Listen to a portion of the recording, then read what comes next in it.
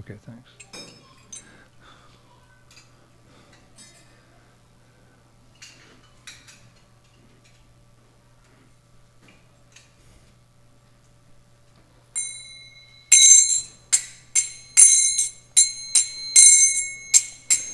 Jaya Radha Madhava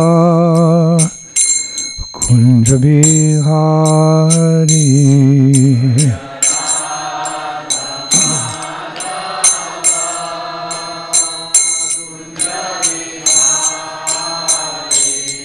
Jaya Radha Madhava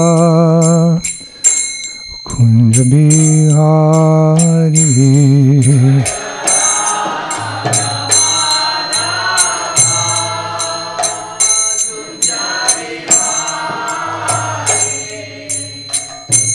Gopi Jana Vallabha Girivardhari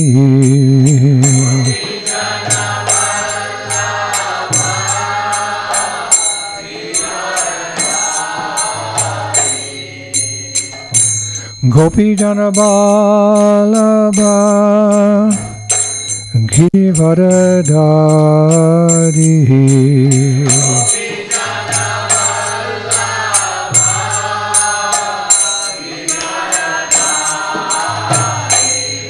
Yasuranandana Bhaja Janaranjana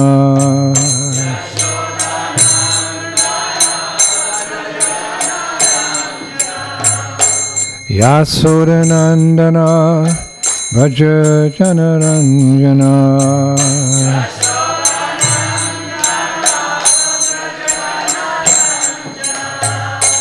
Yamuna Tira Banachari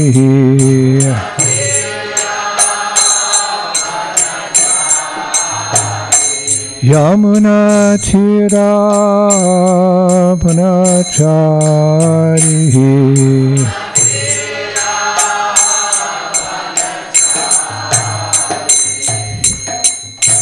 Jaya Radha Madhava Kunja Bihari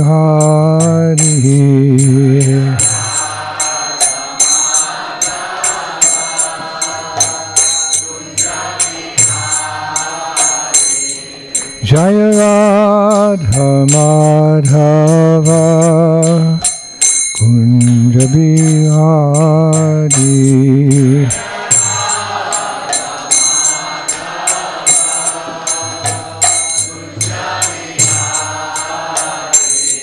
Hey Gopi Jana Vallabha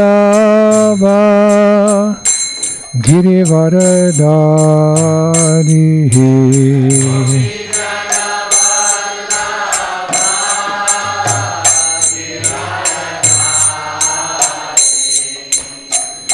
Gopi Jana Vallabha Girivardhari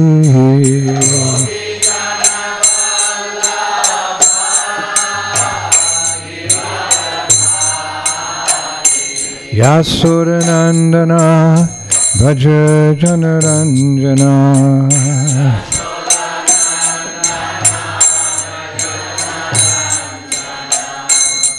Yasuranandana Bhaja Janaranjana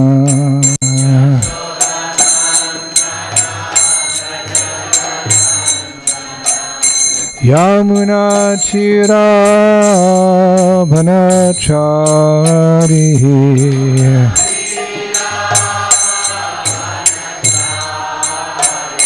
Yamuna Tira Banachari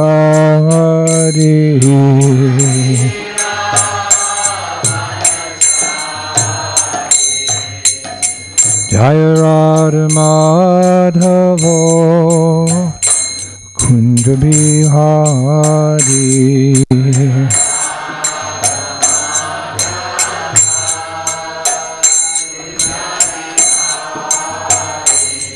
Jaya Radha Madhava Kunja Bihari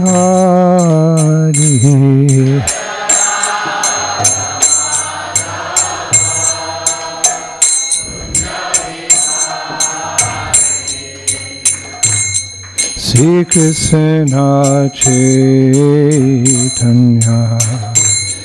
Prabhu Nityananda Sri Advaita Gadadhar Sivasadi Gaur Bhaktavinda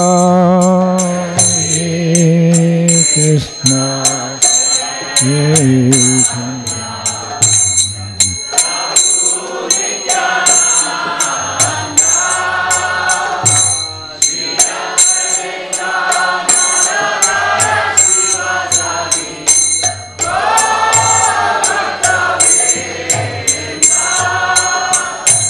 Shri Krishna Chaitanya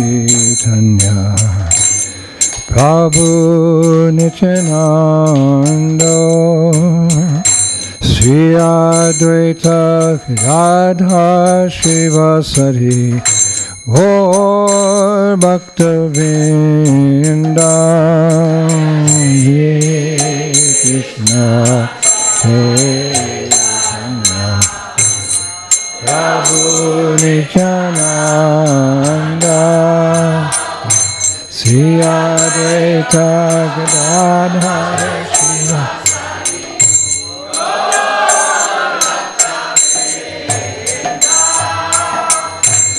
Sri Krishna Chaitanya Prabhu Nityananda Sri Advaita Gadadhar Sivasadi Gaur Bhaktavinda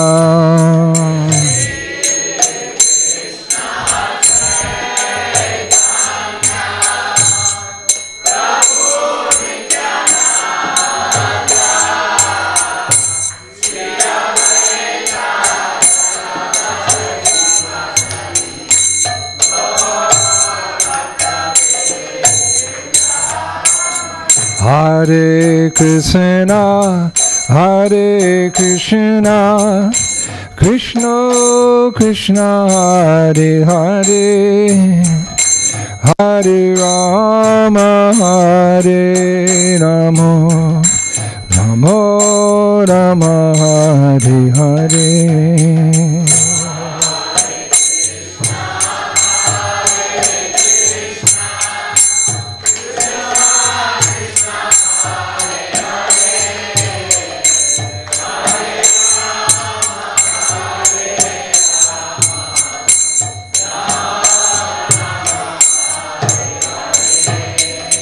Hare Krishna, Hare Krishna, Krishna Krishna, Hare Hare, Hare Rama, Hare Rama, Rama Rama, Hare Hare.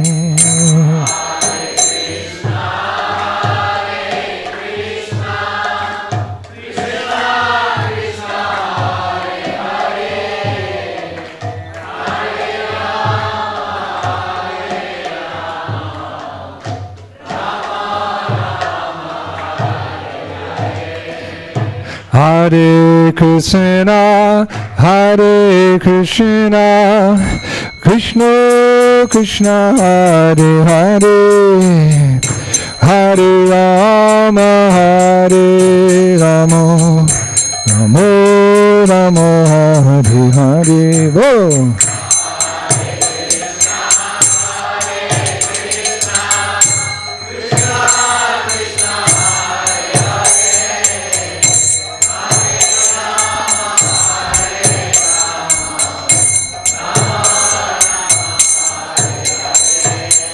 Hare Krishna, Hare Krishna, Krishna Krishna, Hare Hare, Hare Rama, Hare Rama, Rama Rama, Hare Hare.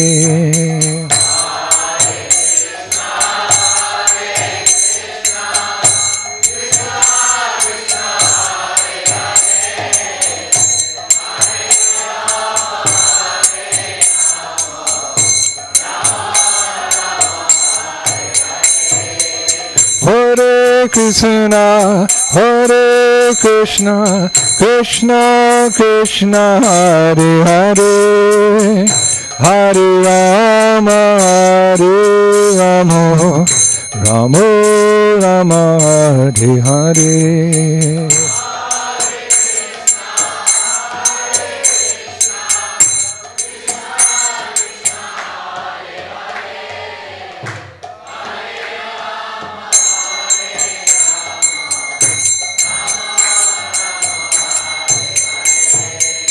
Hare Krishna, Hare Krishna, Krishna Krishna, Hare Hare, Hare Rama, Hare Rama, Rama Rama, Hare Hare.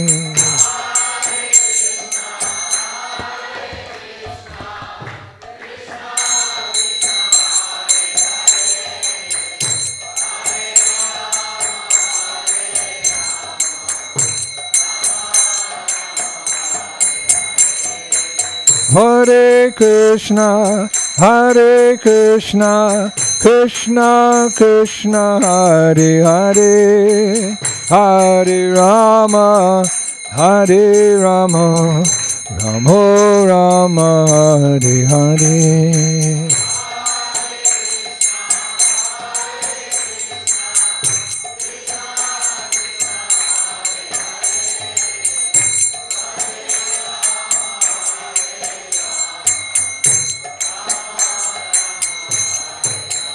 Hare Krishna, Hare Krishna, Krishna Krishna, Hare Hare, Hare Rama, Hare Rama, Rama Rama, Hare Hare. Bolo. Chant.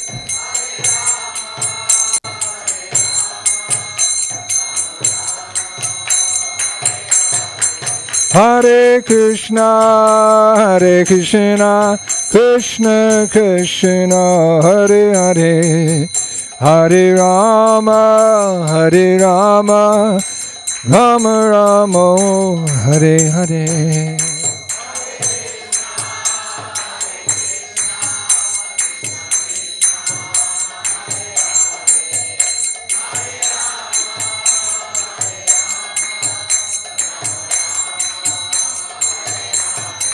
Hare Krishna, Hare Krishna, Krishna Krishna, Hare Hare, Hare Rama, Hare Rama, Rama Rama, Hare Hare.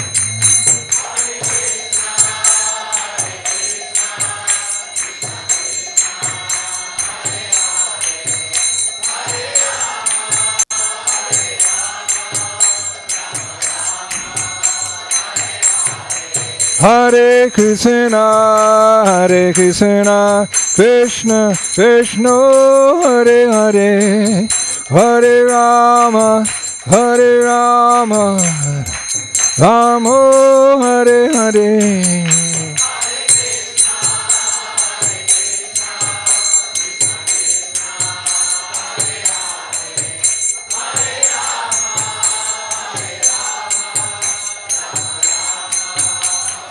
Hare Krishna, Krishna Krishna, Hare Hare, Rama, Hare Ram, Ram Ram, Hare Hare.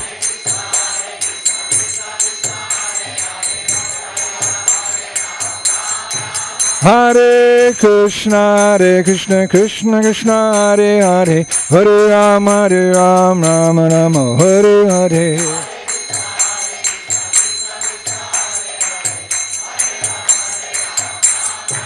Hare Krishna, Krishna Krishna, Hare Hare, Hare Ram, Ram Ram, Hare Hare.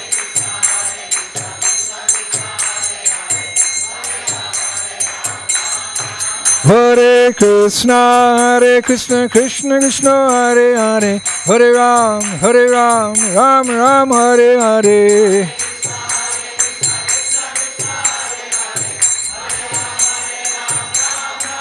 Hare Krishna, Krishna Krishna, Hare Hare, Hare Ram, Ram Ram, Hare Hare.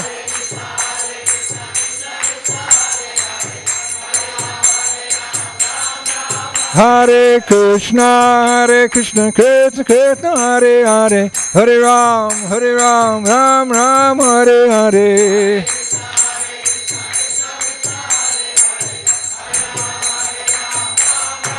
Hare Krishna, Krishna Krishna, Hare Hare, Hare Rama, Ram Ram, Hare Hare.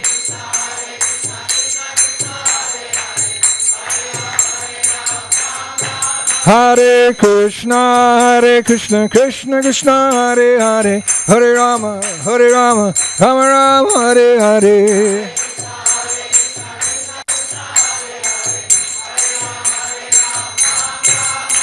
Hey Hare Krishna, Krishna Krishna, Hare Hare, Hare Rama, Rama Rama, Hare Hare. Oh!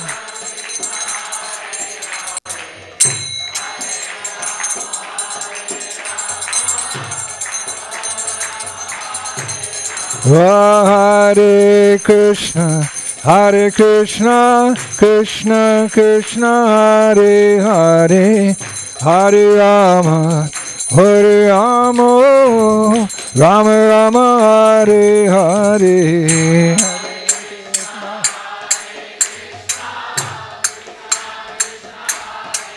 Holy name, hey!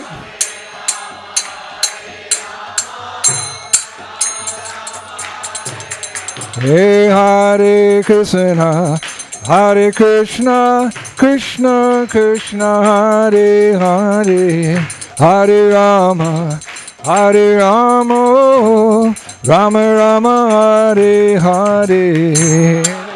Krishna.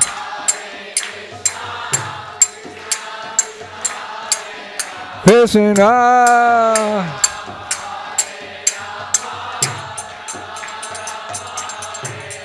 Hey Hare Krishna, Krishna Krishna, Hare Hare, Hare Rama, Rama Rama, Hare Hare.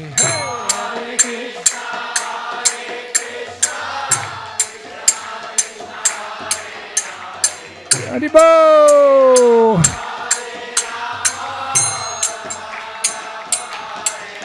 Hey Hare Krishna, Krishna Krishna, Hare Hare, Hare Rama, Rama Rama, Hare Hare.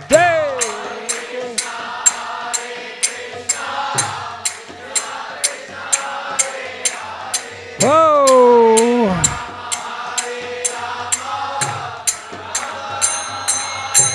Hare Krishna, Krishna Hare Hare, Hare Rama, Rama Rama, Hare Bo.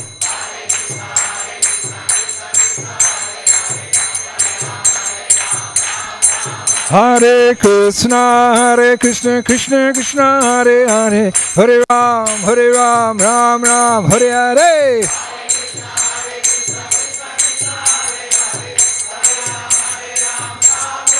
Hare Krishna, Krishna Krishna, Hare Hare, Hare Rama, Ram Ram, Hare Hare.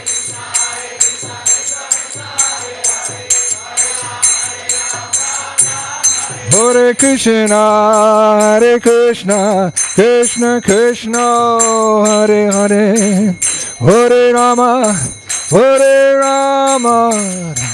Ram Hare Hare.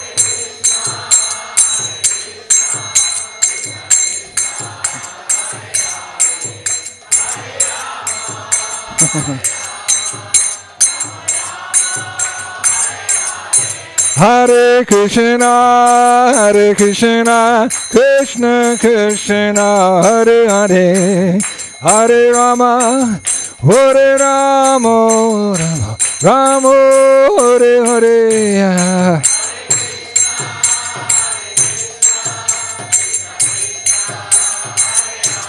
Louder.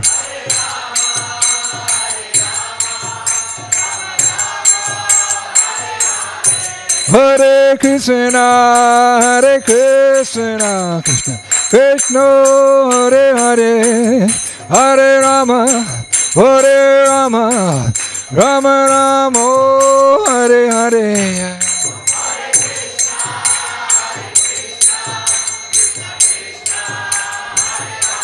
Go Prem, Nitai Prem. Oh Hare Krishna, Krishna Krishna, Hare Hare, Hare Rama, Hare Rama, Rama Rama, Hare Hare.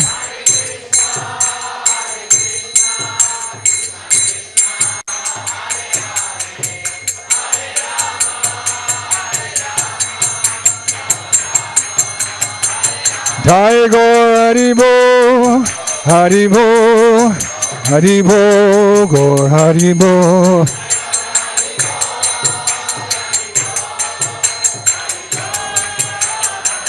Jai Gaur Haribo, Haribo, Haribo, Haribo.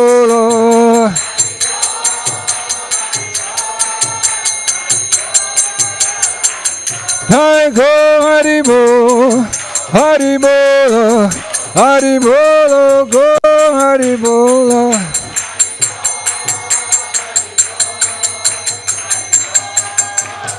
Jaya Prabhupada, Prabhupada, Jai Prabhupada, Jai Prabhupada.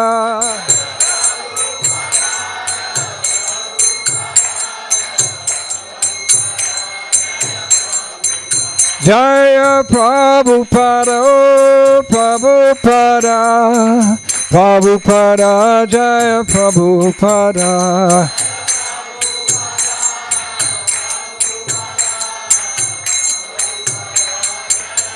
Jai Jai Prabhupada, Prabhupada, Prabhupada, Jai Prabhupada.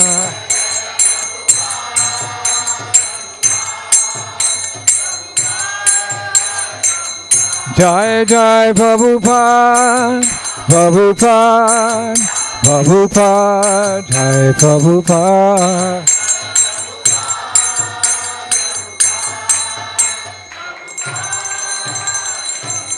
Jai Go Premanande,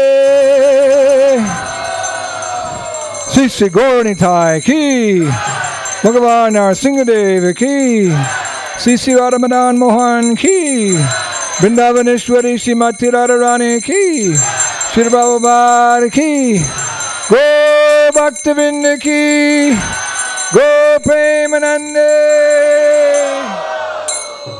Dao Mishnupad Paramahansa Paribhachkacharya Oshtatara Satasri Srimad His Divine Grace ISKCON Founder Charya Srila A.C. Bhaktivedanta Swami Srila Prabhupada Ki.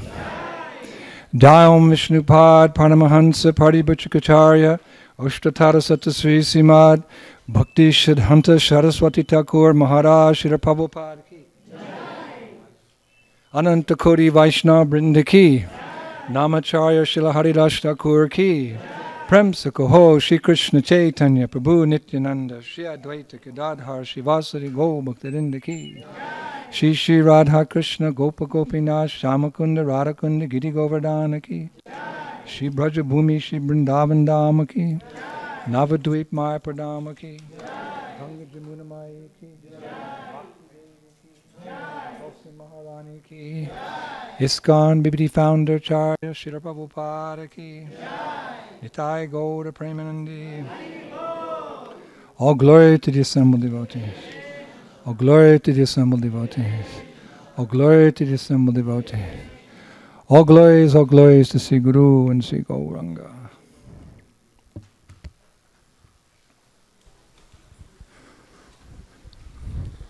It's a great pleasure to welcome back to ISKCON of Silicon Valley, His Holiness Indradyumna Swami. Indradyumna Swami has been Prabhupada's faithful disciple since the beginning of the 1970s, traveling all over the world, spreading the holy name, especially festivals in which thousands, tens of thousands, hundreds of thousands, millions of people come together to chant Hare Krishna. He has a loving network of devotees everywhere who are working together to organize these huge festivals that people come to and chant, dance, learn about Krishna consciousness, take prasadam, take Krishna conscious literatures. Personally, he's a great inspiration to me, and I've felt since he's been back in the Bay Area a surge of spiritual energy here. So we're all very fortunate. Everyone's nodding, agreeing, yes. And we feel very fortunate, Maharaj, that you consider us for one of your stops. Please, without any reservation, give Maharaj a very warm, more than warm, a hot welcome to ISKCON Silicon Valley.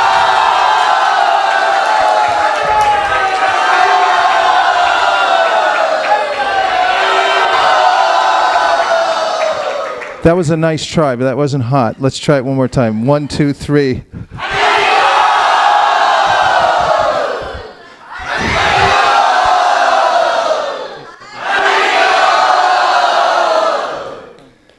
That's better than what they call hot yoga. Chanting the Lord's holy names. Actually, I thank Vaisesika Prabhu for his introduction. It was much exaggerated. But, you know, it's one thing to throw the seeds out here, there, and everywhere. It's another thing to plant a seed and to cultivate that seed and protect that seed from various weeds in the garden so that that tender creeper can grow into a healthy plant and a tree, let us say, and give genuine shelter to hundreds or thousands, or I think in the future millions of people, as Vaisesika Prabhu and Nirkula Mataji have done here in Silicon Valley. This is the real work. Prabhupada, one time one of his disciples mentioned how many devotees were coming forward to join the Krishna conscious movement, and at one point Prabhupada, he said, now it's time to boil the milk. So when I heard that, I didn't really understand what that meant. I was thinking maybe we're going to increase our prasadam distribution or something. Make some burfi or something. But Prabhupada went on to explain and demonstrate that boiling the milk means that when people come to Krishna consciousness, they have a place where they can take shelter and they can be trained in the lifestyle of Krishna consciousness. And this Vaisesika Prabhu has done most expertly. This is actually remarkable because, you know, Krishna says that he's the ability in man. So we see that devotees individually have some unique ability which they contribute to the Sankirtan movement of Lord Caitanya Mahaprabhu. And that makes it work, because Prabhupada's definition of Samkirtan, Kirtan means to glorify, and Sam means the complete glorification. So Samkirtan means that there's a place for everybody in the International Society for Krishna Consciousness where they can offer their unique ability to contribute to this movement. But generally it's somebody's phone. I'm always telling people to turn off their phones, and now my phone is ringing.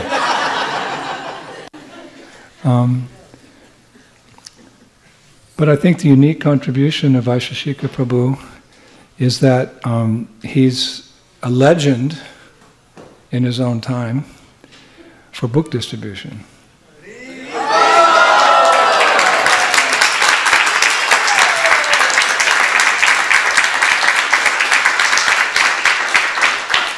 And he'll go down in the annals of ISKCON's history as, you know, one of the most prominent, if not one of the prominent, if not most prominent book distributors, not only because of his own ability to distribute books, which he still does to this very day, but his ability to inspire those around him.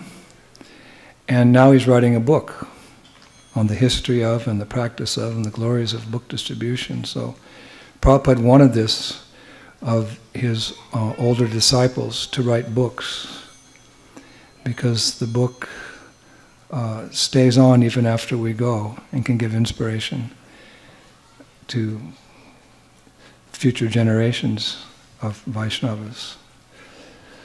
But more than that, not more than that, but on top of that, he's cultivating the people who come to Krishna consciousness, because the whole idea of book distribution is to spark that interest in the heart of the conditioned soul. And it's remarkable because Prabhupada's books, as you know, are full of such great potency. Even he himself said that if someone just reads one line, their life can become perfect. It plants that seed in the heart, and that seed will mature in due course of time. If not in this lifetime, in some previous lifetime. But once they've done some agyat sukriti, even some unknowing devotional service, it has to bear fruit at some time. And fortunately, because in Kali Yuga, at this stage of Kali Yuga, there's still some truthfulness left. You know, cleanliness, truthfulness, mercy, and austerity are the four legs of religion, the foundation by which real religion can grow. And practically cleanliness, inside and out, is being destroyed by sinful activity. Mercy, people are too self-centered, self-conscious to be kind to others. No one's interested in practicing austerity. On the contrary, the rule is just sense gratification as much as you can get. But Prabhupada did note in his purports, there's still some truthfulness left in this age, at this stage of Kali Yuga. So the absolute truth is there in Prabhupada's books and explained so wonderfully that although the Vedas are very vast and intricate and subtle and esoteric, it takes a great mind to understand Vedic literature. Prabhupada was so expert that he was able to give us that knowledge in such a way that even common people like you and me, we can understand and be inspired to take up Krishna consciousness as a positive alternative to this horrible age of Kali. So where will people go when after they read the book and they're inspired? The book distribution, although Prabhupada stressed it over and over and over again, distribute books, distribute books, distribute books, that wasn't the end of the formula, that's the pioneer work. And because Kali Yuga is the way it is, that pioneer work has to go on to the very end of Kali Yuga. But the process becomes complete when people can come to some place to take shelter, to learn how to apply the knowledge that's there in the books. This is the real meaning of Samkirtan, or the complete process. So when I come here and I see this beautiful center that you have now, I can only be amazed at the service of Vaisesika Prabhu and Nirkula Mataji, how wonderfully they've provided for you this shelter at the lotus feet of Radha Madan Mohan. It's the complete process. I was here, I don't remember, a few years ago, and you were in a little kind of place near a parking, or it was kind of a shack, like Radio Shack. Some little shack, but I love that place because although it was small, because Vaishya is so expert at presenting Krishna consciousness in an authoritative way and making it fun, you know, making Krishna consciousness, as Krishna says, this process is joyfully performed because he enjoys Krishna consciousness so much based on his astute understanding of the scriptures and the application. You catch that disease, and that I love that place. It was a little funny, the temple was kind of crooked over here, you know. But Madan Mohan were there, Radha Madan Mohan, and the Sringadev, and Vanitai, and the kirtans were wonderful, and I always look forward to coming back. So in my mind as I was coming here, because I'm a little tired, you know. The Sadhusanga retreat was a lot of work, and before that I was traveling 2 months in Russia. The time difference, you know, somehow in my mind I was thinking I was coming back to that place. And I don't know, we pulled into this, and I said to Rasika Siromani, no, this is a church. You've got the wrong place. She said, it used to be a church, or whatever it was. And now it's been transformed into Vaikuntha, because you're all...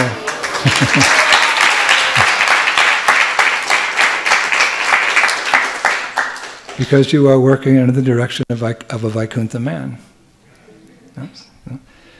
One time, devotees asked Prabhupada, can you tell us something about your spiritual master? So, of course, Prabhupada could have gone on for hours. We can glorify our spiritual master for hours and hours. But elegance is truth spoken concisely. So Prabhupada said, what can I say? He was a Vaikuntha man. So a disciple cannot ever imitate the spiritual master. He would never think like that, but we can follow in his footsteps. So I would say that Vaisesika has followed perfectly in Prabhupada's footsteps, so therefore, like father, like son, he gets the epitaph, a Vaikuntha man. Like that. So you give him a round of applause.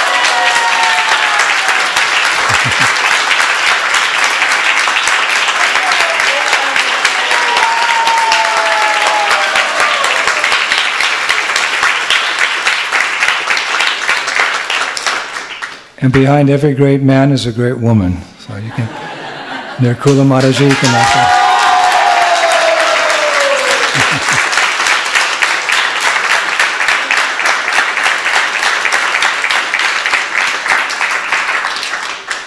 So because this is this place is just bristling with Sankirtan, I thought I would speak from the Caitanya Charitamrita.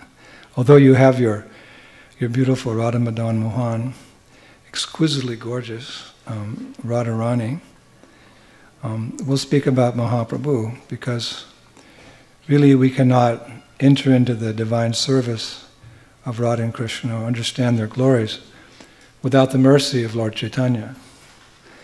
And we cannot understand who is Lord Chaitanya without the mercy of Lord Nityananda. And to understand Lord Nityananda, my dear friend Giriraj Swami said, we have to go out and deliver Jagai and Madhai. So all of you are doing the right thing. You're at the right place at the right time doing the right thing. Distributing books, getting the mercy of Lord Nityananda, who will introduce you to Gauranga Mahaprabhu, who will one day allow us all to enter into the wonderful pastimes of Radha Madan Mohan and Sri Vrindavan Dham. So we'll read from Caitanya Charitamrita. This was Bhaktisiddhanta Saraswati Thakur's favorite book. And Prabhupada actually interrupted his translation and commentary on the Srimad Bhagavatam, which was his life's work, to translate and comment upon Kaviraj Goswami's Caitanya Charitamrita, which just shows how important it is. So like a sweet ball, we can open up and bite into it anywhere, everywhere and anywhere, and be satisfied, but we've chosen a very, very beautiful verse from Adi Leela chapter 2, entitled Sri Caitanya Mahaprabhu, the Supreme Personality of Godhead. Text number 1. Jaya Jaya Sri Caitanya Jaya Nityananda Jaya Dvaita Chandra Jaya Gaur Bhakta Vrindam Jaya Jaya Sri Caitanya Jaya Nityananda Jaya Dvaita Chandra Jaya Gaur Bhakta Vrindam Jaya Jaya Sri Caitanya Jaya Nityananda Jaya Dvaita Chandra Jaya Gaur Bhakta Vrindam.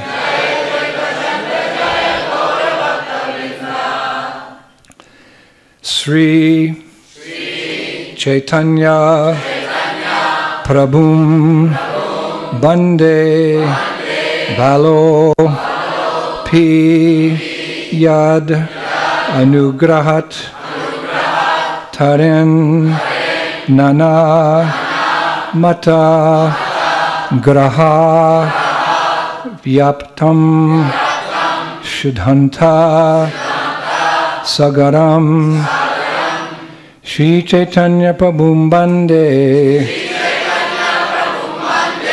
Balopi Yad Anugrahat Tarenana Mata Graha Vyaptam Siddhanta Sagaram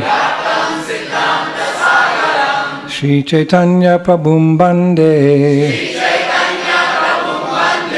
Balopi Yad Anugrahat Tarenana Mata Graha Yaptam Siddhanta Sagaram Shri Caitanya Prabhu Bande Balopi Yad Anugrahat Tarenana Mata Graha Yaptam Siddhanta Sagaram.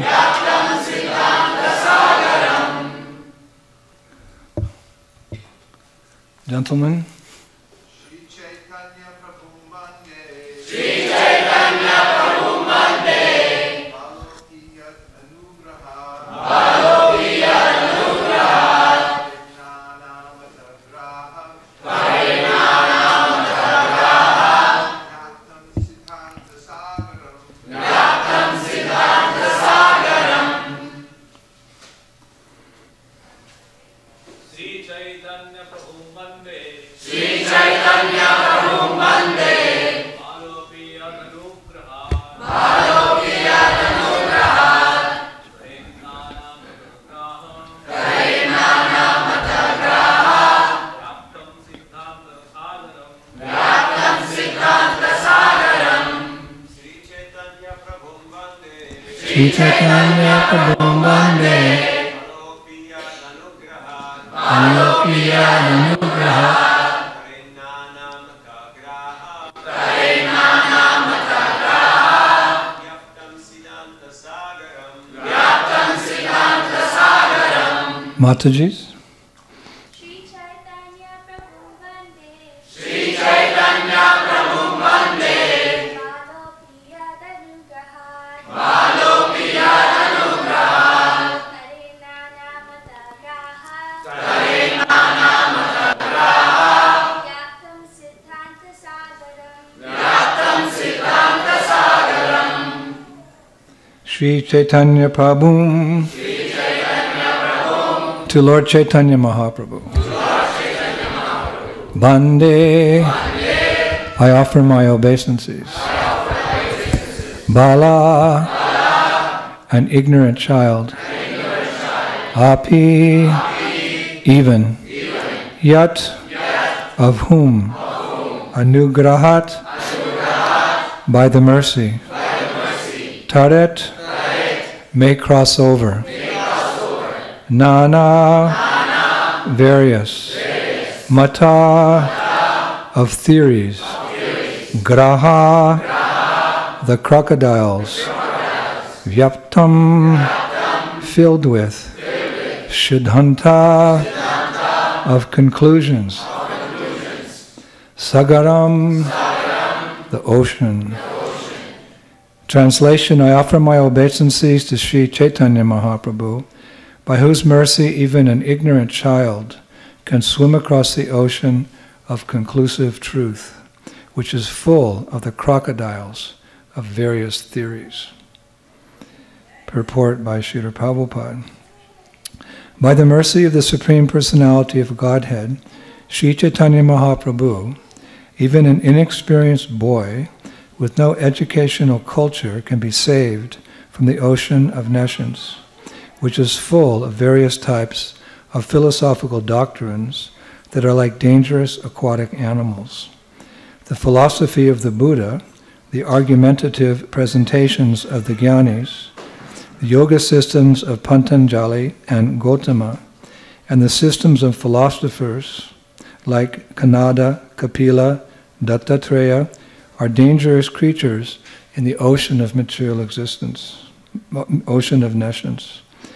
By the grace of Sri Caitanya Mahaprabhu, one can have real understanding of the essence of knowledge by avoiding these sectarian views and accepting the lotus feet of Krishna as the ultimate goal of life. Let us all worship Lord Caitanya Mahaprabhu for his gracious mercy to the conditioned souls. Translation again, I offer my obeisances to Sri Caitanya Mahaprabhu, by whose mercy even an ignorant child can swim across the ocean of conclusive truth, which is full of the crocodiles of various theories. Oma Gyan Timirandasya Gyanan Gira Shalakaya Chaksur Militam Jena Tasmai Sri Gurave Namaha Sri Chaitanya Manobishtam Shtapitam Jena Bhutale Swayam Rupa Kadam Ayam Dadanti Sva Badantikam Jai Shri Krishna Chaitanya Prabhu Nityananda Shri Advaita Gadadhar Shivasari Go Hare Krishna, Krishna Krishna.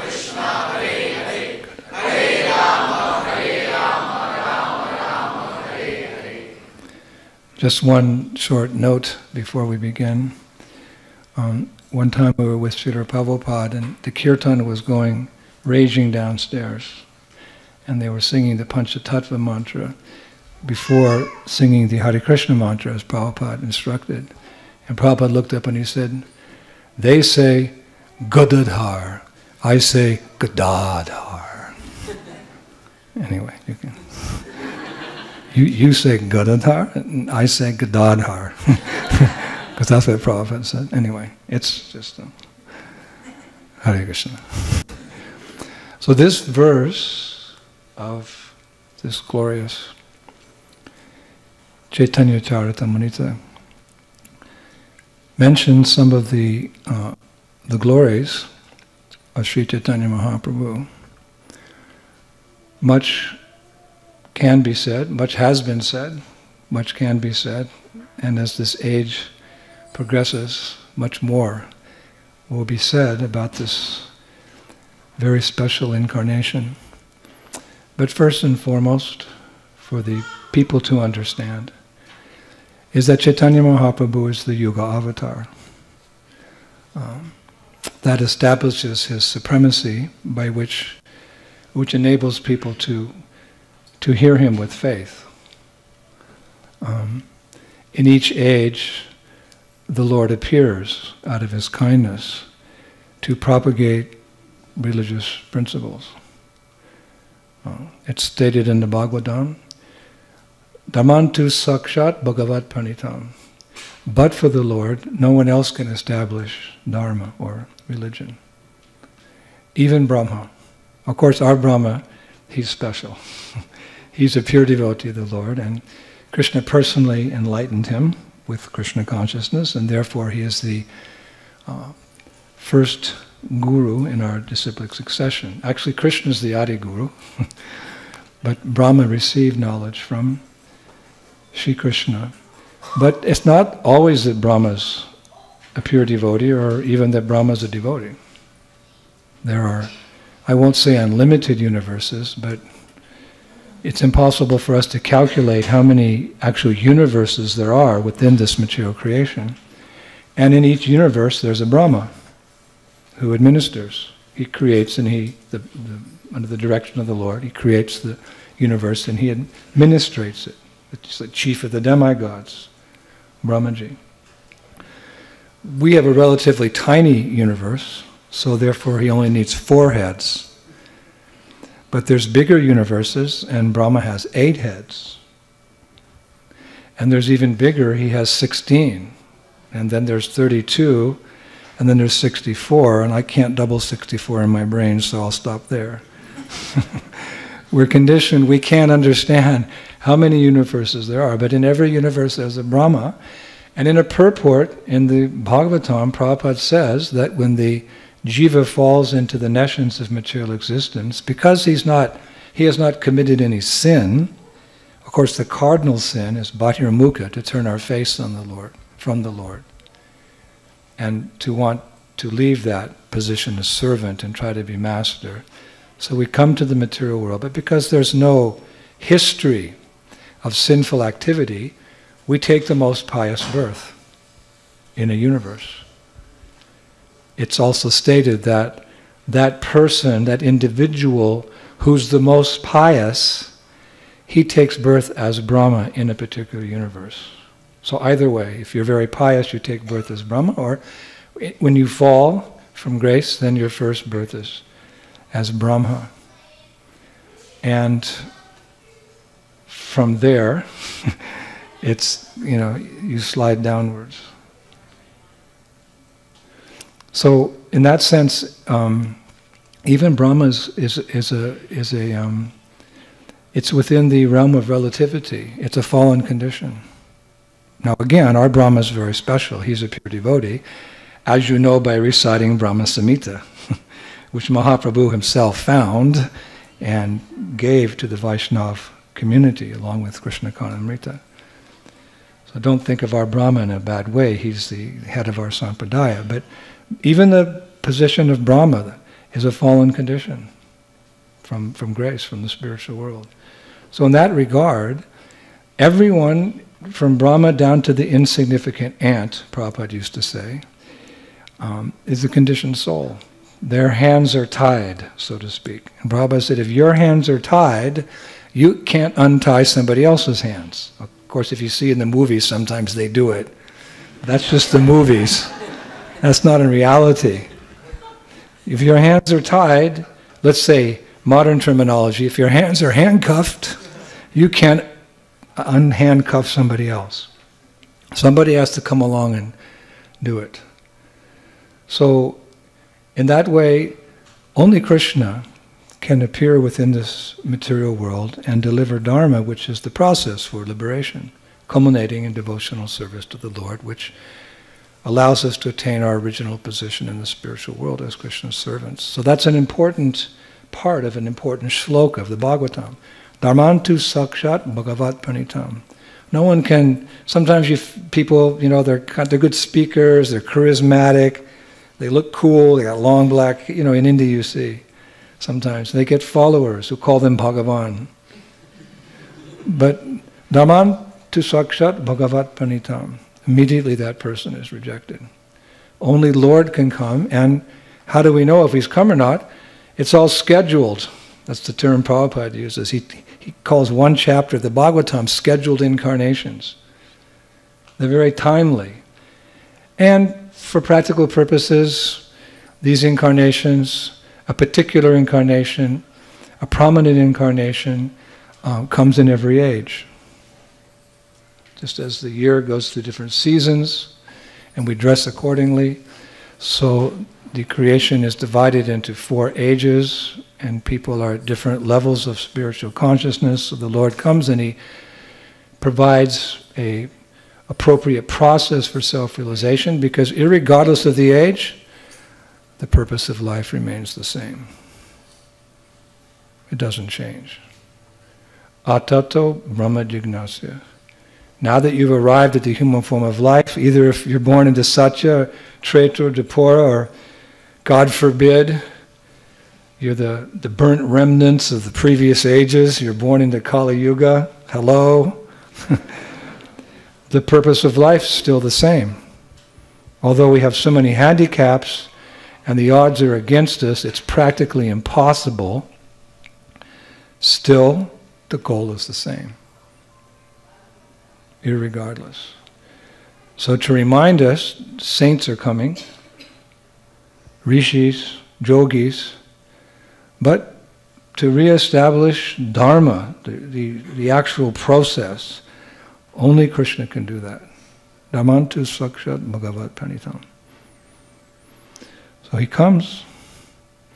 However, our good fortune, although we're the most unfortunate, there's a silver lining in the dark cloud of Kali Yuga.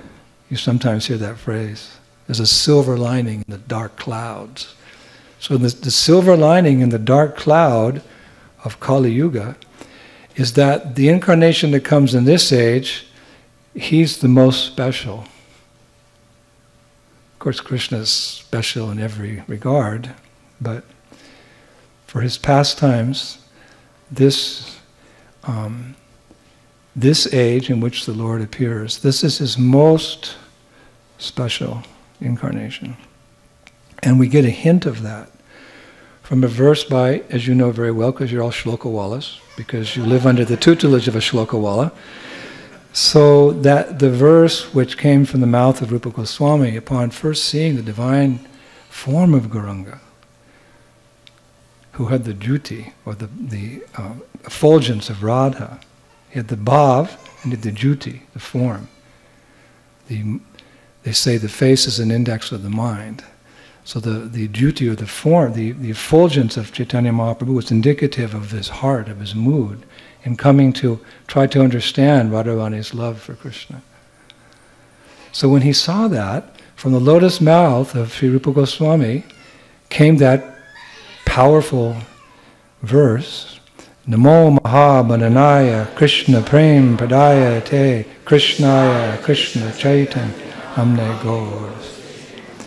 Oh, most munificent incarnation, you're Krishna himself, appearing as Caitanya Mahaprabhu.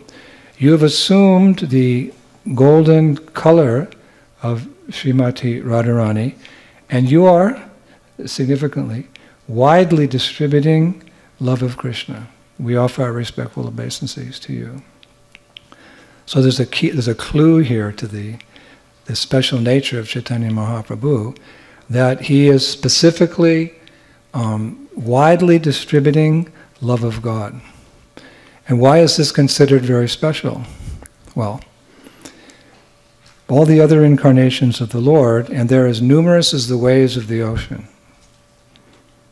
If you go down, we have here the Pacific Ocean, and if you sit there and you count the waves, ad infinitum, they're coming and coming and coming and coming.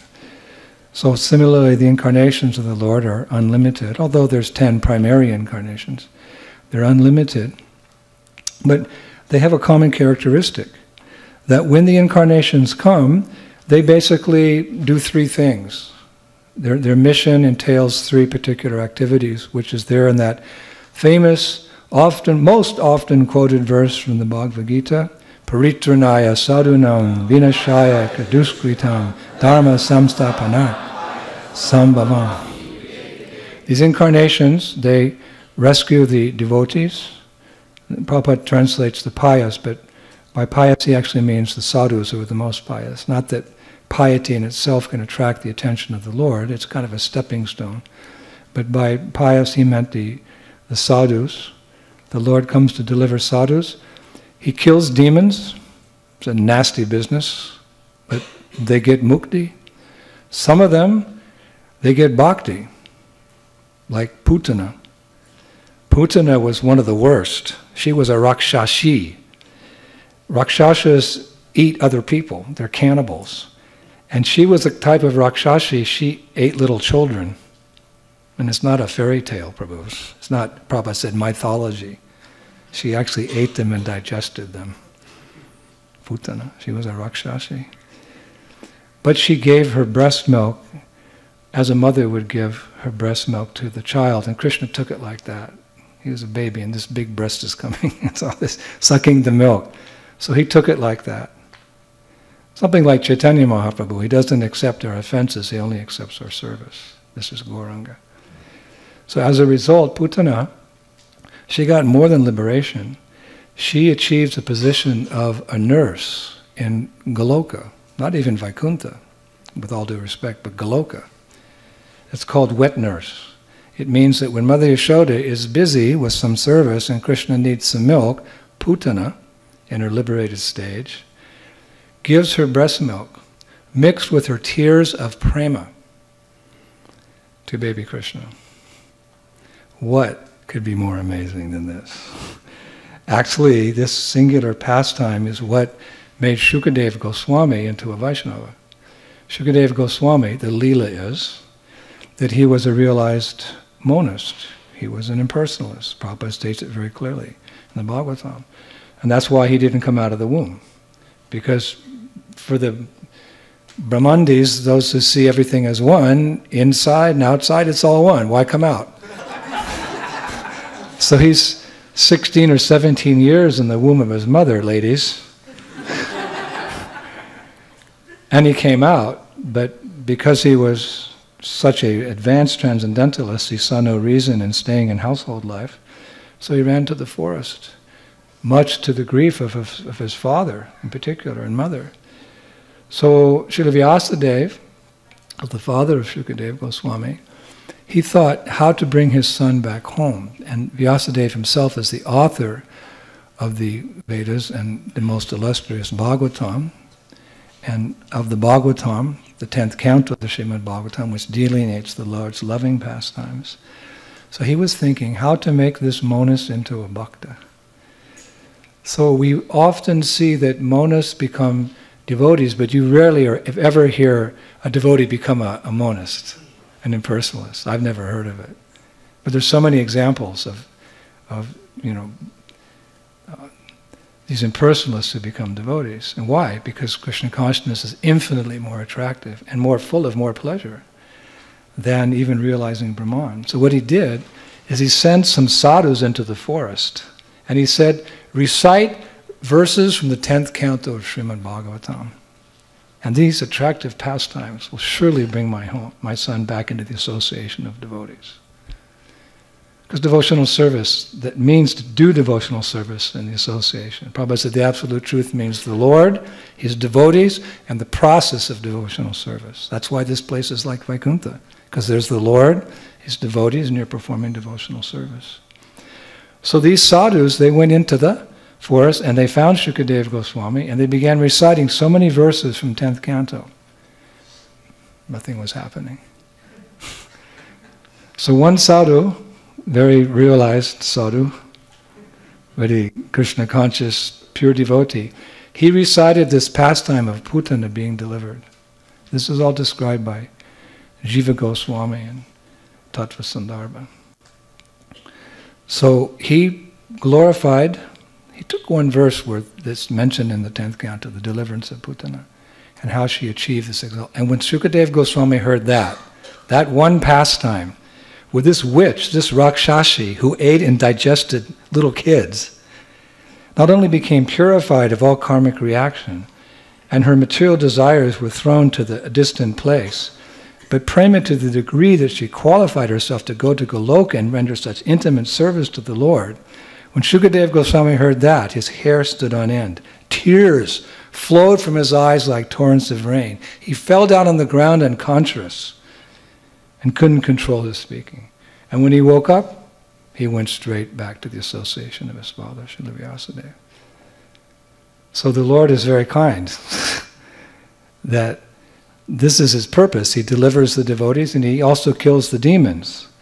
But by the Lord's touch, Om, Am, Hrim, Shrom, Om, Fat, Om, Tattaka, Hattaka, Keshriya, Jalat, Padakalochana, Badradaka, Sparshdeva, Shinghanamostate. O my Lord, O transcendental lion, I offer my obeisances to you along with Mother Lakshmi, sometimes flying in the sky, sometimes moving on foot. Your mane hairs glow with a wonderful brilliance. Your glance and sparsha, the touch of your nails, are both the source of auspiciousness. When we come before the Lord, it's not that we're just looking at the Lord. No. The real benefit is the Lord looking at us. What is our looking with these two eyeballs? What do we see? Oh, that's a nice dress. Okay.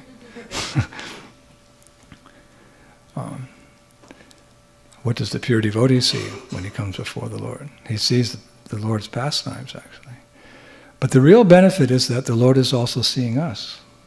That's why devotees who are actually making some progress, they don't just make a quick trip in front of the altar and look and then go. They spend a long time, as long as they can. Even they'll be 5 minutes late for work at Google.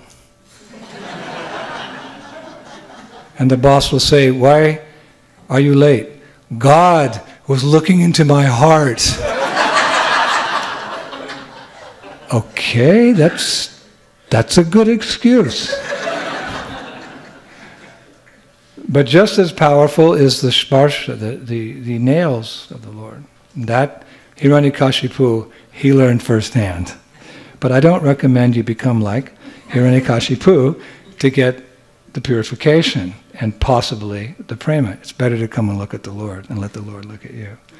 But this is Krishna's business when he comes here. Deliver his devotees, kill the miscreants, and reestablish Dharma. You have to reestablish Dharma because people, they like to add and subtract. They think they're so intelligent. They can add some commentary to the Bhagavad Gita, something a little bit, fancy or special that nobody else said, and write it in such a way that people will think, oh, this is authoritative. Prabhupada spent so much time dealing with that nonsense. And therefore he called his presentation of Bhagavad Gita as it is, as we say in French, tel quel est, as it is. And his claim to fame, although Prabhupada didn't want any fame, was that I did not add or subtract. It's the Lord's words as they are, and that's sufficient. No one knows you better than you, and no one knows God better than God. So if God is speaking, who needs to speak up and say something different? Rascal. He's rascal number one. So therefore, because that tendency is there, everyone thinks they're so smart, and one of the 4 deficiencies of a conditioned soul is this tendency to cheat. And there's people who want to be cheated. Of course, that's how it goes. The cheaters and the cheated. Krishna has to come again and set it straight. But it doesn't take him very long. It takes him 45 minutes to speak to Bhagavad Gita. Like that. So, this is the main business of the incarnations. For example, Lord Nrsingadev, he appeared and delivered Prahlad. Lord Varaha, he killed the demon Hiranyaksha. Lord Kapila appeared to speak the absolute truth. It's not mentioned in their pastimes that they widely distributed love of God. Is it mentioned anywhere? Of course, we know the cumulative effect of following that incarnation over many births, Vasudeva Sarvamiti Samahatma Sadurlabhaha, is that in due course of time, one may become a devotee of a particular incarnation, or even Krishna, and attain an exalted stage. But in general, it's never mentioned that they widely distribute love of God. But Caitanya Mahaprabhu, that was his main business. Even he tried to kill a demon, and Nitai intervened. Madai was of demoniac propensities. And, we often portray Jagai and Madai in a humorous way at the Sunday feast, the play or something on Gaur Purnima. We take a couple of devotees and we dress them up, and they come in with a pretend bottle of beer and a pretend cigarette. And everyone, oh, look at, he looks so funny like that. But actually these 2 persons were very demoniac. Rapists, serial killers, torturers, waterboarding. They were not some comical characters. Many people stayed indoors because of Jagai and Madai. So when Madai took the pot and broke it on the head of Lord Nityananda, Mahaprabhu could not tolerate. Just as we cannot tolerate when the Lord is blasphemed. We either tear out that person's tongue, we defeat him by philosophy, or we walk away. Please don't tear out their tongues here in Silicon Valley.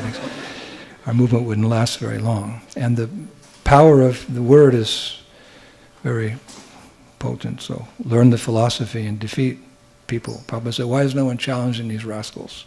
Scientists, so powerful. But Mahaprabhu, he called for Sudarshan Chakra. And that weapon is not really appropriate because he's an incarnation of love.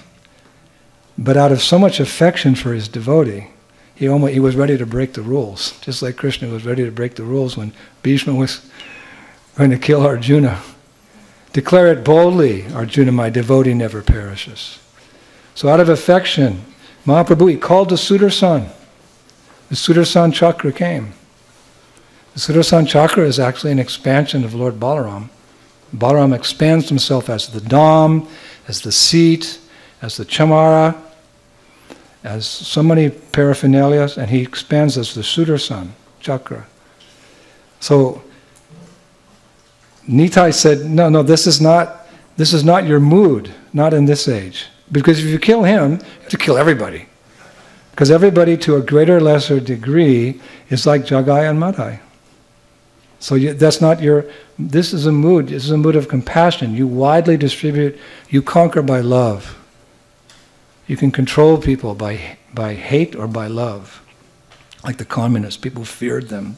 They hated them, so they did what they said. But in Rajarishi kingdom, people loved their king, so they followed submissively because the king was a Rajarishi, protected them and uplifted them spiritually at the same time. So Nitai reminded Mahaprabhu that this is not your mood. You can't do this. You're the incarnation of love, and you're widely distributing. That's your main purpose. And Kaviraj Goswami describes this in the beginning chapters of Chaitanya Charitamrita. He mentions that after Krishna was finished his leelas 5,000 years ago, he went back to the spiritual world, and almost upon returning, he started reflecting on his pastimes. And by the mercy of Kaviraj Goswami, we're able to understand the mind of the Lord. This is the mercy of these great acharyas who have such an intimate connection, like Rupa Goswami and Vishwanath Chakravarti Thakur. You know, the pastimes are not necessarily recorded in the Bhagavatam, but because these are all intimate servants of the Lord in Goloka, and we have full faith in that, they reveal these extracurricular pastimes of the Lord. Some sadhus say that Vishwanath Chakravarti Thakur is an expansion or an incarnation of Sri Rupa Goswami, continuing his writings like that. So this is their mercy. We get a glimpse into the spiritual world and all that entails, and it just captures our hearts and makes us want to become pure devotees and do what is necessary to become pure devotees. So Kaviraj Goswami describes the mind of Krishna after Krishna returned to Goloka Vrindavan. It's right there in the pages of Chaitanya Charitamrita. And he says very clearly, the Lord was thinking that he appeared along with his liberated devotees, because when Krishna came, then many of his associates in the spiritual world came with him. Just like a king, when a king goes somewhere, doesn't go alone. He takes his ministers, he takes his soldiers, sometimes he takes his wives. They travel as an entourage. So when Krishna comes, he doesn't come alone. I heard Prabhupada say one time, we don't accept these pictures of Krishna alone in the sky. So that's not bona fide. Krishna's always, he said there has to be at least a peacock. It was in Paris. Thinking, what? I didn't realize how peacocks were actually advanced sages who have that service to the Lord in Sri Vrindavan Dham. They're fully enlightened like the cows. But later I understood that. So when Krishna comes, he doesn't come alone. So many of Krishna's favorite devotee, Radharani, accompanied him when he came 5,000 years ago. And she came with her Sakis and her Manjaris, and Krishna came with the cowherd boys, and like that. So all these, we would say, liberated souls, they performed the pastimes on the stage, and the conditioned souls got to watch and become enlivened to take up the process of devotional service.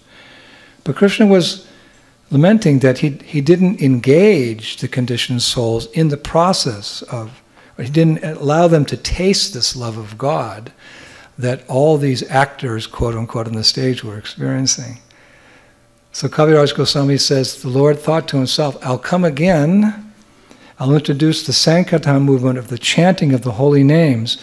Hare Krishna, Krishna Krishna, Hare Hare, Hare Rama. In this way, these fallen conditioned souls will taste the higher mellows of love of God. And actually, Jiva Goswami comments in Bhakti Sandarbha, he said, this process is so powerful. Particularly this congregational chanting, which we do here in this center.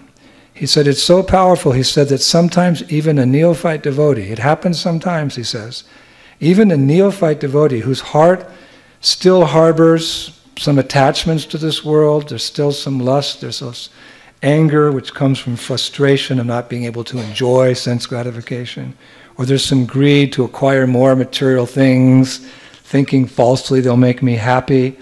He said sometimes even a neophyte devotee can get a taste of prema while in the congregational chanting of the holy names, Hare Krishna, Hare Krishna, Krishna.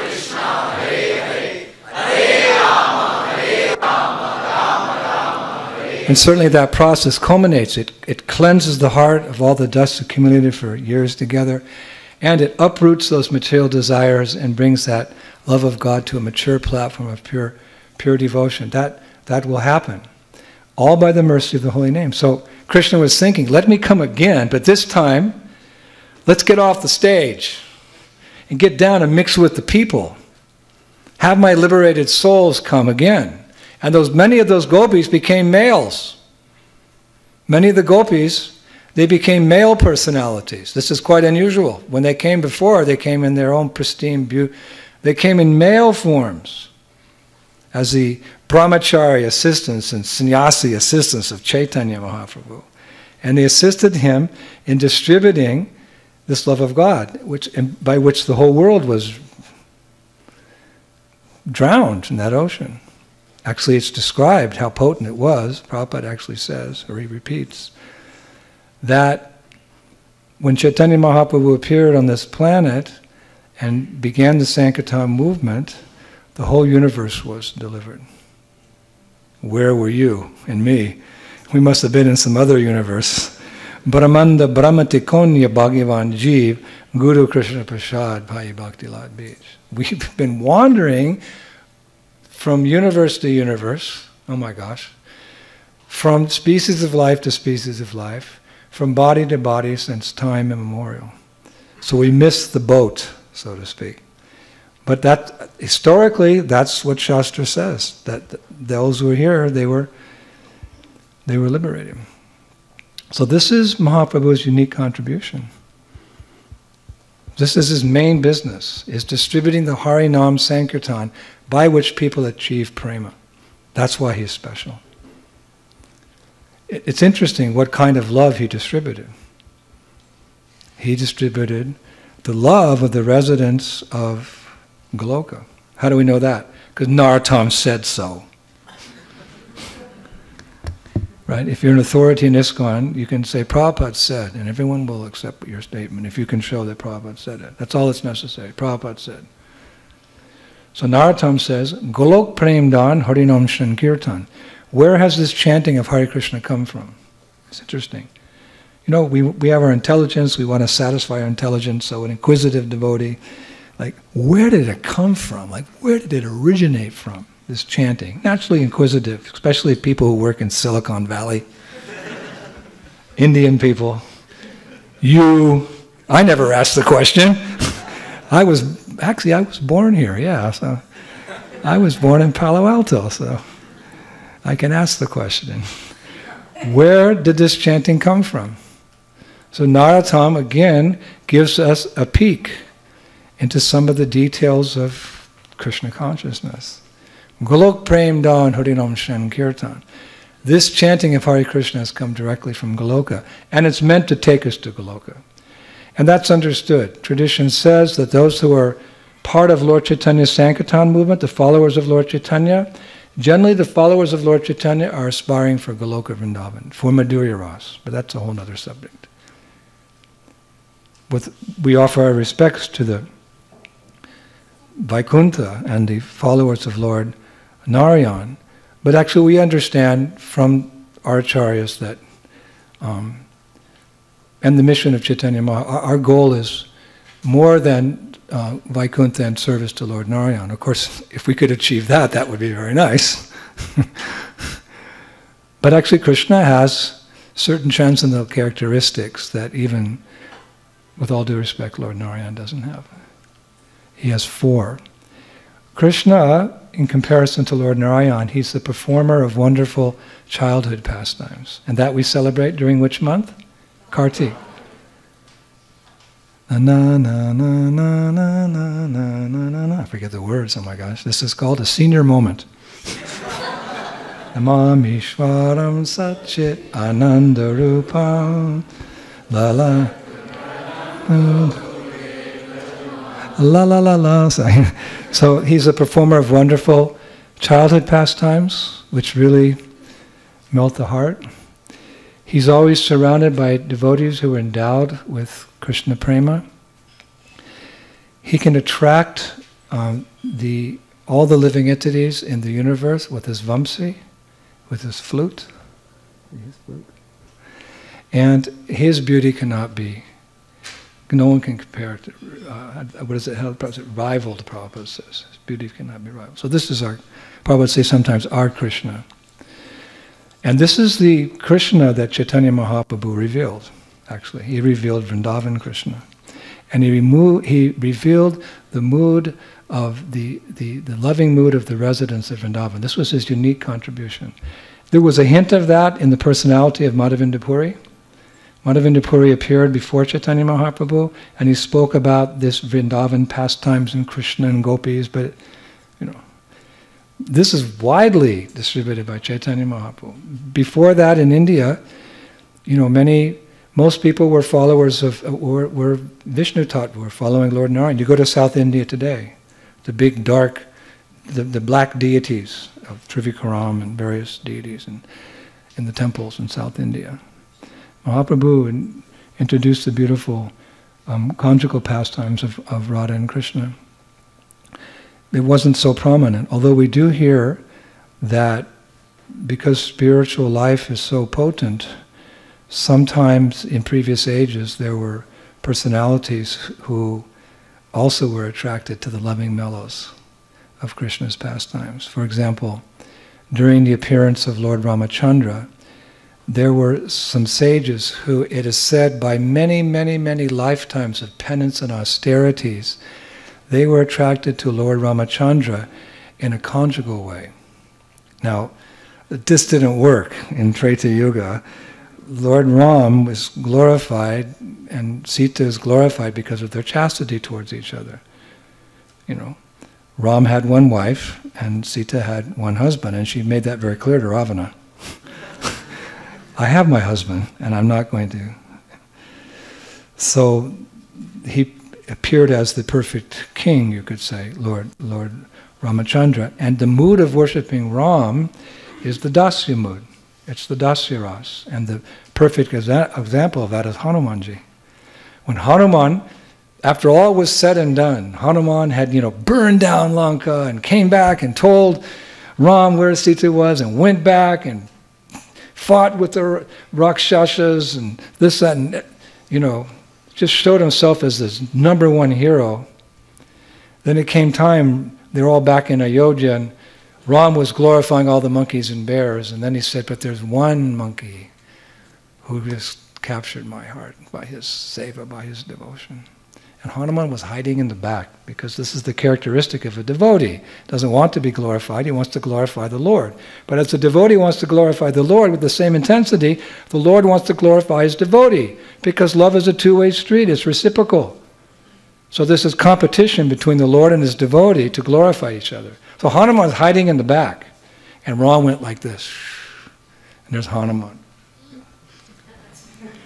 So he called him forward and he said, Hanuman, how can I reciprocate with everything you've done for me, for all this service? Now, if you were a manjari in Vrindavan, you know what you'd say. But Hanuman just looked at the Lord and he said, could you just give me a little hug? Because for the servant, that's quite intimate from the master. Sometimes I embarrass my disciples, I'll give them a hug. Gurudev, I'm the servant, but sometimes the affection is there for the service rendered. It doesn't go I don't kiss them on the forehead or something like that. That'd be inappropriate. One time Prabhupada patted me in the head, he said, good boy. I was putting his shoes on, and I'd done it for 3 Bhagavatam classes, and then he steadied his hand there and he rubbed my head. He said, he's a good boy. I mean, that was enough for 1,000,000 lifetimes.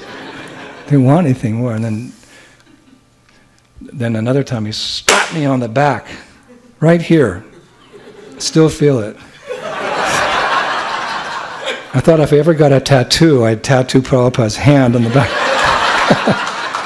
And he said, so much endeavor, because I'd been doing some hard service, and Prabhupada said, so much endeavor in this material world, but when I take you back to Godhead, everything will be easy and sublime.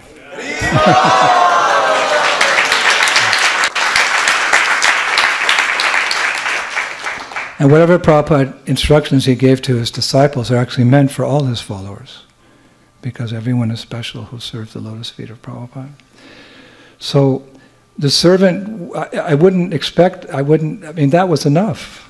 I mean, I can go on for many lifetimes knowing that, there's some inconvenience serving Prabhupada, but as Bhaktivinoda Thakur said one time, difficulties encountered in your service, my Lord, are my greatest pleasure.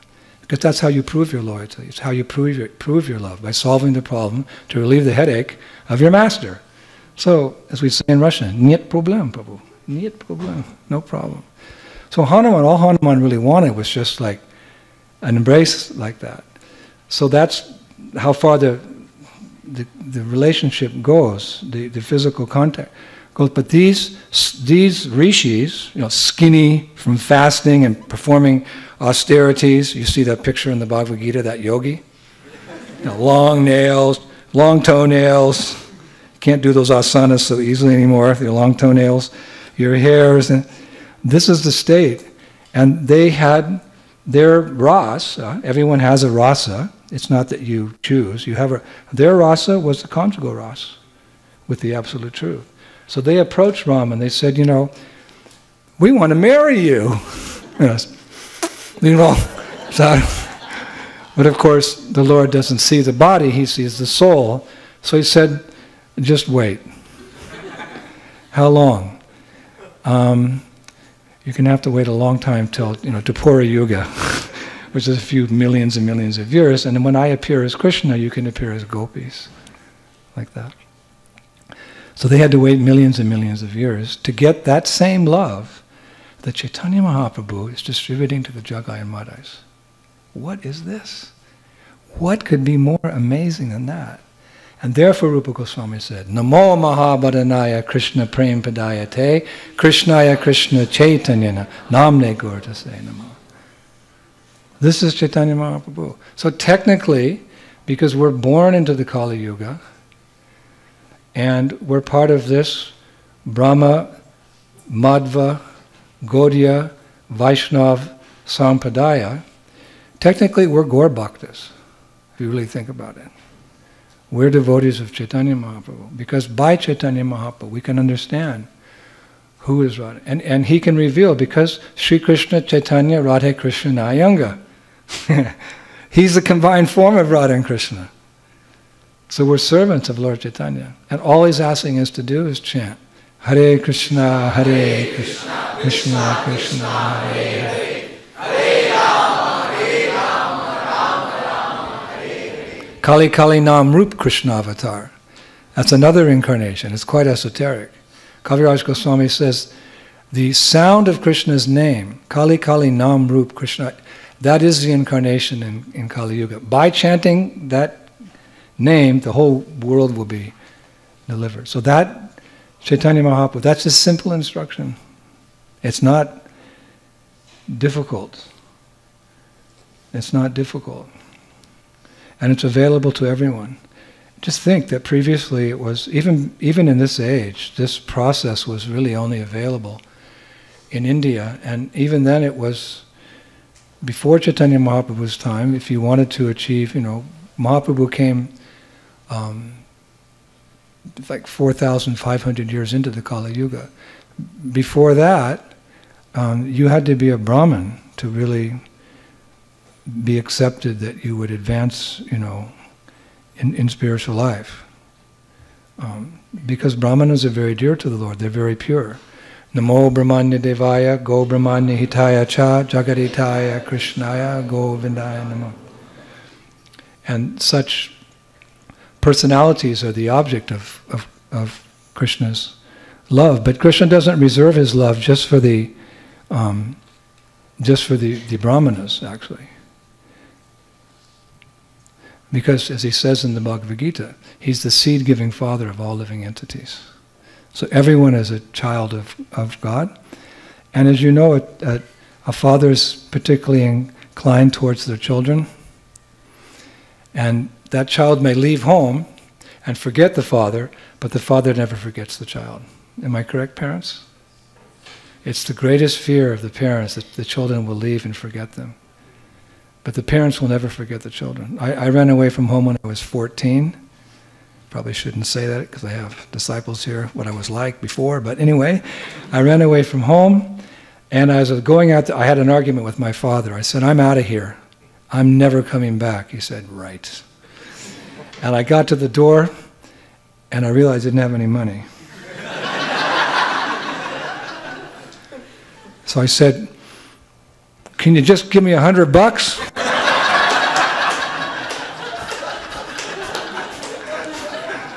So he gave me $100.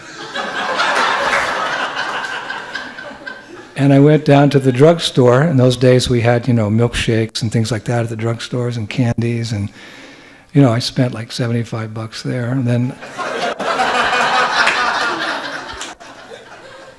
after I got out, it started raining, and I'm thinking, where am I going to sleep? So I went to the park, and I slept under a tree and got soaking wet. I went on like that for a couple of days, and then, I came back, and I entered through the back door. I had to go through the living room to get to my room. And as I was coming to the living room, there was a little light on. And I'll never forget, I walked past my father's favorite chair, and there he was. He was rocking in the chair. He said, "Son, welcome home."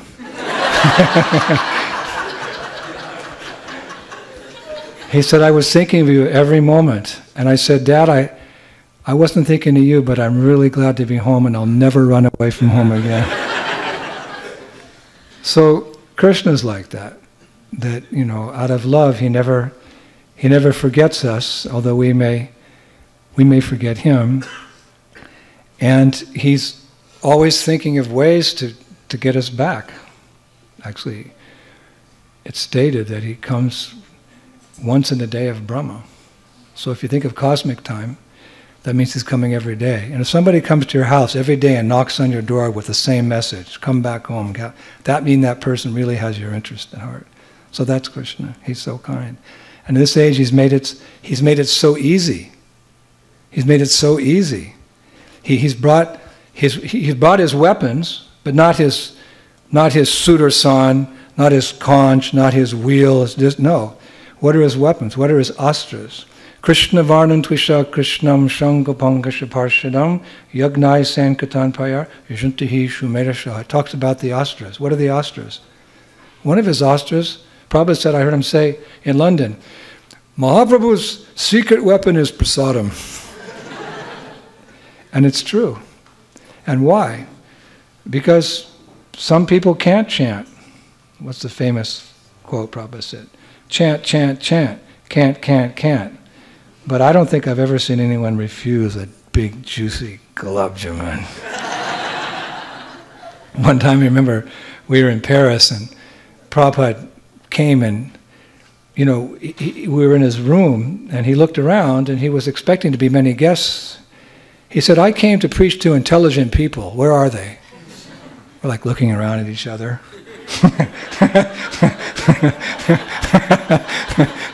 He said, I've come to France to speak to intelligent people. Where are they? I'm like, Said, go find some philosophers. Go find some teachers. Go find some politicians. Find some students. Find somebody intelligent. And we all kind of walked out with our tails between our legs. I don't think he really meant it like that, but that's how we took it. So we went to Sorbonne University, we went to the Louvre. I remember I went to see the curator of the Louvre, and we went, to the mayor's office. We went, and we found a lot of people who were interested to come. I remember one priest was invited, but he couldn't come, so he sent his secretary, who really didn't want to be there. He was like, he didn't care at all. But he had to come because the head priest told him to come. So Prabhupada was giving a darshan, and that priest was sitting there, like, Then people started to leave. He got up real quick, and Prabhupada said, "You sit down." So then he said, "What do you think of our philosophy?" He said, the priest said, "Prabhupada had been preaching for an hour and a half." He said, "What is your philosophy?" Prabhupada went. He said to his servant, "Give him some prasadam." So I remember that secretary didn't know where to go, so one brahmachari ran downstairs. He brought back a bucket of gulab jamans in the syrup. He was a new boy. He didn't really know the etiquette. So he came to the priest and he pulled out a gulab jamun, and it was dripping. And he said to the priest, "Put out your hand." So,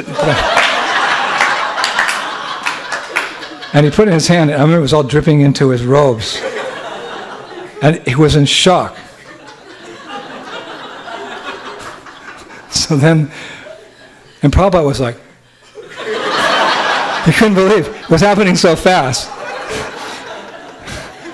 No wonder he said, I want to preach to somebody intelligent. So then Brahmachari said, "In the Hare Krishna movement, we eat it in one bite. Go on, won't you?" So that priest, he opened his mouth, and I don't think even I could put that in my mouth. And he pushed it like that, and it didn't go in, so the brahmachari went like, pushed his hand. I thought, oh my God, he's going to choke to death.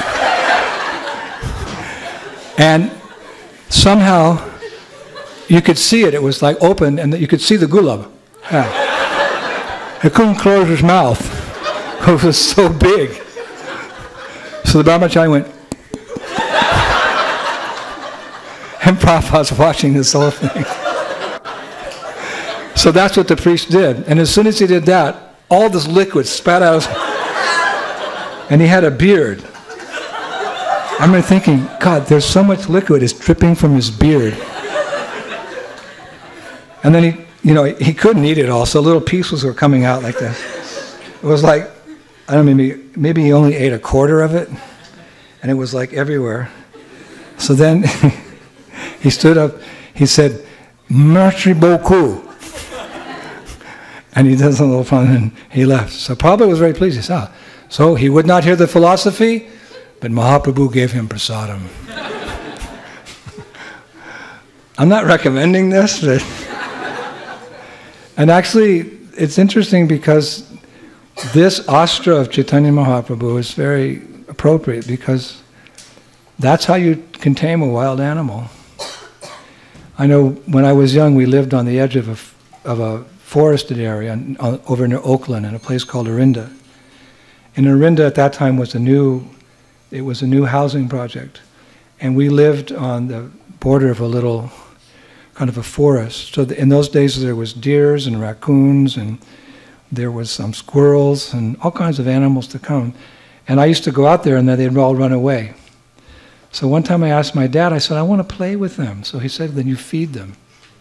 I said, "What?" He said, "You feed them something, and gradually as you feed them, they'll become your friends." And it actually worked. Over the years, I had a little group of squirrels, and there was a deer who would come. She passed away later. And there was even a fox who would come, not so close, but I could throw food to him, and he would eat. And then later on, when I heard, that Mahaprabhu's Sankirtan movement means to distribute prasadam, it's the same principle. You can gain the faith of the people by the purifying potency of prasadam, and that's, I believe, one reason Prabhupada instructed us to open up many restaurants. And I've seen in a place like Australia, when Prabhupada originally went there and tried to preach philosophy and nobody would listen, Prabhupada said, "Just give them prasad." And devotees have opened up so many restaurants, and now so many people, intelligent people, are coming and taking up the process of Krishna consciousness. So this is a very important astra. Shri Shri Bhagavat Prasadam Ki. Jai. So, what Mahaprabhu brought? Hare Krishna, Krishna, Krishna Krishna, Hare Hare. Hare Rama, Rama Rama, Hare Hare. And the process of dancing to the holy name and hearing the Harikatha and taking the prasadam, everyone can benefit this. Even people lower than Jagai and Madhai because people nowadays are even more sinful. They even kill their own children in the womb. Even animals don't do that. So how people are so fallen just a short while into the Kali Yuga, but they can be delivered, and therefore I believe that is one reason that Mahaprabhu went through the Jharkhanda forest, to show that this process, particularly this chanting, can deliver. He made even animals chant and dance. So if that's possible for them, then we can be convinced that one day the whole world can again be drowned in ecstasy by chanting Hare Krishna, Krishna Krishna, Hare Hare, Hare Rama. And we can have that faith ourselves because we have experienced the potency of Mahaprabhu's mercy. You've all been chanting for some time. You've been hearing the Harikatha from a great scholarly devotee, Vaisesika Prabhu, and he's very kindly engaging you in the purificatory process of distributing the holy name. That's when the mercy of the holy name really kicks in. When the desire of Sri Nam is actually to go to every town and village, to dance on the tongue of every conditioned soul in Kali Yuga. Because the holy name is non-different than Krishna himself. So he loves to dance on your tongue, but it gives him great pleasure to dance on the tongues of persons who have never tasted Krishna consciousness. So if you can facilitate that, Mahaprabhu said he had this strong desire to distribute these fruits of love of Godhead, and he was asking for people to help him do that. So that's his heart. That's the purpose of his mission, to distribute and share Krishna consciousness. So if you help that, if you facilitate that, even at great risk to your life, or your health, or your comfort zone, or people abuse you by words, or the sun, whatever, if you do that, the holy name will in turn be very kind to you. It's like Jiva Goswami has that saying about Dwarka, Mathura, and Vrindavan. He says perfect, more perfect, and most perfect. So it's perfect to chant. Prabhupada said the most important instruction of the spiritual masters is to sit down and chant 16 rounds every day. You can't give something unless you have it. So you're not going to distribute love of God unless you have at least an understanding or a taste. So that's the first. But then congregational chanting, coming together in many loud voices. During japa your mind can wander, but I don't think anyone's mind wanders during a big kirtan in the temple. So it's so beneficial. But then Nagar Sankirtan, going out and distributing the holy name, then you get so much mercy from the holy name. So I think that's why all of you are attentive listeners. You know all the shlokas I quoted today. We'll call those introductory shlokas. And you have an enthusiasm for chanting, and when I mentioned book distribution, you just, like 100 bright lights just came on in this temple room. So you have this taste. So you have, if there's any place that can become Krishna conscious, it can be Silicon Valley.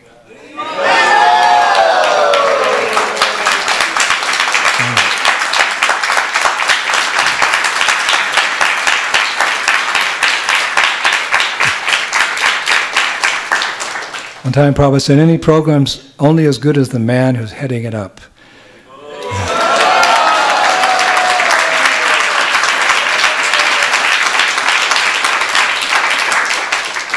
One time Prabhupada said to Mauritius, he said, I think Mauritius will be the first Krishna conscious country. So, okay, but I think we can say that the first Krishna conscious town will be Silicon Valley because you've got the right formula, you're all enthusiastic and you're all experienced, and it has to happen somewhere. So all the best. Will conclude with a beautiful shloka from Padjavali, which proves the effects of this wonderful nectarian process of chanting Hare Krishna that Mahaprabhu has given to all of us. Rupa Goswami says, and I quote, now that we have become devotees, your holy names have affectionately created a jubilant festival within our mouths. Your bodily splendor, like a dark rain cloud, has become the black ointment of our eyes, and the music of your flute has become the ornament of our ears. We no longer take pleasure in material desires. O Almighty Lord, material desires no longer appear beautiful to us. Shri Caitanya Charitamrita ki, Jai! Kaviraj Goswami ki, Jai! Srila Prabhupada ki, Jai! Shri Krishna Sankirtan Yajna ki, Jai! Transcendental Book Distribution ki. Shri Shri Radha Madan Mohan ki. Shri Shri Gaurnitai ki. Bhagavan Narasimha ki. Gaur Bhaktivinoda ki. Gaur Premanande. His Holiness Indradyumna Maharaj ki. I want to thank His Holiness Indradyumna Maharaj once again for giving us his heart. It's not just the words, but it's what comes from the heart. I didn't mention earlier also something that I very much admire about Maharaj is that he has a great affinity for the holy places. Bhaktivinoda Thakur in his bhajan about devotional service says that I will go to all the places that Mahaprabhu has visited.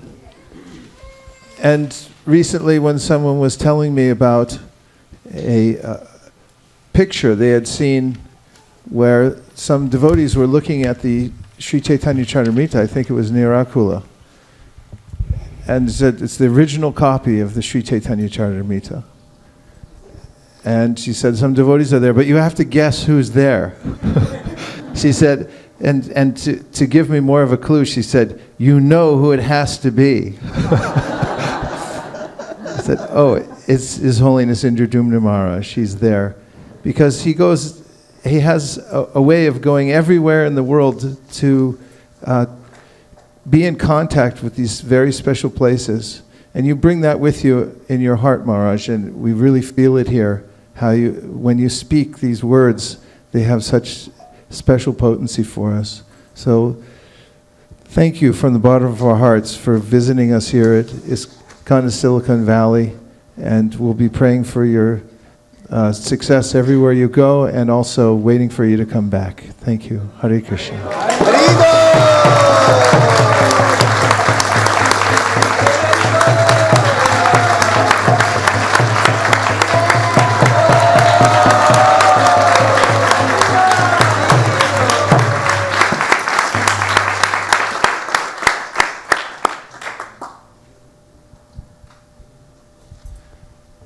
And now we're going to have an artik ceremony where